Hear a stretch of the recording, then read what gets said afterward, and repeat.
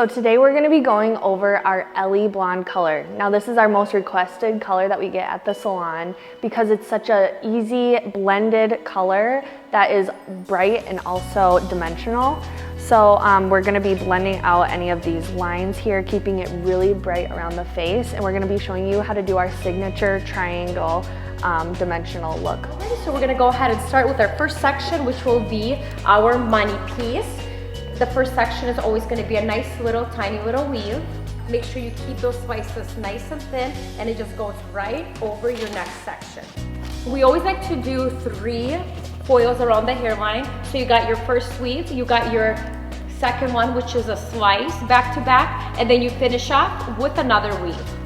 So we're gonna start doing the back hairline. So we always like to start out doing a very fine section right here, and this is gonna be a fine weaved highlight. So you wanna make sure that you keep your section nice and tight, and this is gonna be a fine weave. And making sure that you're pressing it up and angling it in the same direction that the hairline is. Our second weave, we want to create more dimension with this piece, so it's going to be a little bit of a thicker weave. We want to see those pops of dimension. So you want your weave to look like this. So this is going to be your highlight, and then see all of this underneath is going to be your low light. So when she wears her hair up, she's going to have that beautiful contrast of highs and lows. So now that we've worked up around the hairline, we get to this point of the head where it starts to look like a triangle. This is where we're gonna want to incorporate doing some teasy lights along with our baby lights. And this is just gonna create dimension, and it breaks up the heavy blondness. And especially when we do our color mount, it's gonna really bring those colors all together. So I'll show you how we do that here.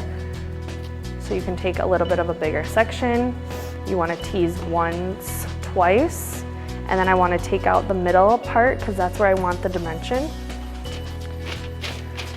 And then you just lay your foil underneath, and you simply just add those pops through the ends. And then I just like to feather up to the left, and then you feather up to the right, and then you just sandwich with another foil. So the thing that really makes the Ellie color different is the technique that we use. If you use the right technique and placement, then you're gonna naturally just get your triangles without even trying hard. So as you can see, we have our triangle section, and that's again where we're gonna be adding our dimension throughout. This is a nice time to grow people's natural color out and have their own color be the low light. So we're gonna put this section down, and we're gonna add our teasy light right here. So we're gonna tease once, twice, take out the middle, and add our pops through the ends. And then we're just gonna feather that up.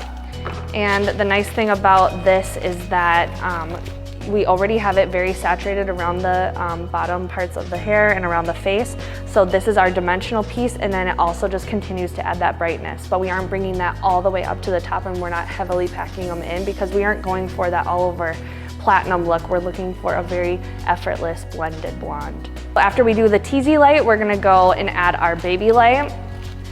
And guys, remember, less is more when it comes to this. I think a lot of stylists spend a lot of time packing in the foils, and they think that that's gonna make it look the best, but actually you can end up over processing the hair, and it doesn't have any dimension, and you see those warm tones more often than not.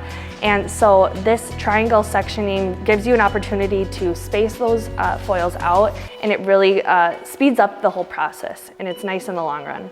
And another perk to this is that your clients won't have to be coming in as often. It's a color that is going to be lasting closer to 4 to 6 months versus that 4 to 6 weeks like a lot of blondes typically have to do. And remember, after you did your baby light, keep in mind you are alternating, doing one teasy light with a baby light, and then another teasy light until you get to your triangle. And remember, when you start making your way up to the part line, you want to leave your veil out, and we're gonna leave this part out to be a teasy light. That way we have that veil covering over all of our highlights underneath, and that just creates more of that blend on top of everything else. Another way to add a little more depth and dimension to your client's hair is by doing a little base between. In her case, we are using a Rutkin shades, We always like to use red since it is a little more translucent, so it'll give her more of that flawless look, still blending any of the lines from the previous color and give it for a seamless grow out as well. So when we get to the point where we're right above where our triangle section is, we like to do a surface painting technique because that just creates a very blended dimensional look, and that just is a nice veil to have over our triangle piece. So as you can see, we like to just lightly tap, tap, tap and blur out any of those previous lines. And I like to drag this one just a tad bit longer than the rest. We are going to go ahead and start with our face framing, which we will do a formula that will be 2 shades lighter than the overall shadow base formula. In Laura's case, we are gonna go ahead and do 8N with a 7NB around the hairline. And then for her shadow base, we are going to do 6 with a 5. And then we will pull a gloss through the mid 2 ends. When applying your front pieces, make sure that you over direct forward. You never want to apply it away from the face. You always apply it forward, just tapping it slightly. Again, with your formula, that will be 2 shades lighter than your overall formula for the shadow base. We're going to be bringing the shadow base through with a teardrop sectioning.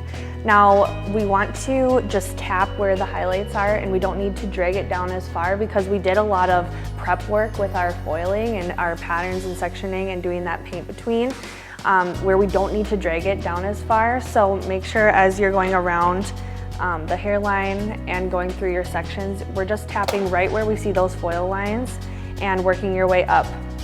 Keeping in line with our teardrop sectioning, we want to angle our pieces as we tap our shadow base down. As you can see, Silvia's doing that as she's working her way up the head and always over directing that hair. The angles and the placement are really important when it comes to doing the color melt. Okay, so we're gonna start applying the gloss. It's very important to take small sections so it's very clean. We wanna mesh the 2 sections together, the shadow base and the gloss. So as you can see, keeping your sections really nice, either having someone hold it or clipping that aside and taking your time to really saturate all of that through. And as you can see, combing it through really creates that color melt. That's where the word color melt comes from, because we want it to be melted together seamlessly. So working our way up, we want to first tap right where that line is and then drag it through. And we'll just continue that on through the whole head.